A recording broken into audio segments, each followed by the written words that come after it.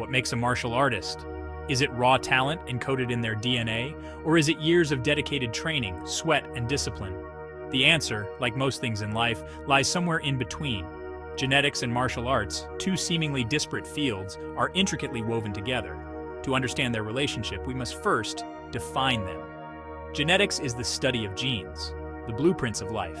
They dictate our physical traits, from height and muscle mass to flexibility and reflexes.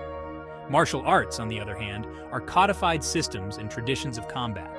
They encompass a wide range of styles, each with unique techniques, philosophies, and applications. From karate's powerful strikes to judo's intricate grappling martial arts, demand a blend of physical and mental attributes. Strength, speed, agility, flexibility, coordination, mental focus, discipline, and resilience are just a few qualities that contribute to success. Some individuals may be predisposed to certain advantages due to their genetic makeup. However, genetics is just the starting point. The true measure of a martial artist lies not solely in their genes, but in their dedication to training, their unwavering spirit, and their ability to adapt and grow. It is through the crucible of the dojo, under the guidance of experienced mentors, that potential is transformed into mastery. The nature versus nurture debate, a philosophical tug-of-war, finds a fascinating battleground in the world of martial arts.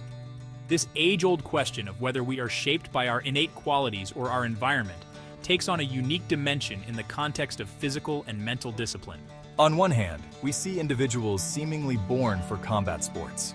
They possess natural athleticism, lightning-fast reflexes, and an intuitive understanding of timing and leverage. These individuals, often blessed with advantageous genetics, seem to excel with ease, picking up techniques quickly and naturally gravitating towards the physicality of martial arts. On the other hand, we witness the transformative power of dedication and perseverance. Countless individuals, initially lacking natural physical gifts, blossom into formidable martial artists through sheer hard work and commitment. They embrace the grind, meticulously honing their skills, pushing their limits, and developing the mental fortitude that forms the bedrock of any martial art. The reality is that both nature and nurture play significant roles in shaping a martial artist. Genetics might offer a head start, a slight advantage in the beginning, but it is the nurturing environment of the dojo, the guidance of experienced instructors, and the unwavering dedication to training that ultimately determine the trajectory of a martial artist's journey. While dedication and hard work are paramount, certain genetic traits can provide a head start in martial arts. These advantages, however, are not guarantees of success, but rather tools that can be honed through dedicated training. Body composition, influenced by genetics, plays a crucial role. Individuals with a naturally muscular build or a higher percentage of fast-twitch muscle fibers may find explosive movements and power generation come easier. Similarly, those with naturally long limbs might excel in striking arts, using their reach to their advantage, while those with a more compact build might gravitate towards grappling styles like judo or wrestling.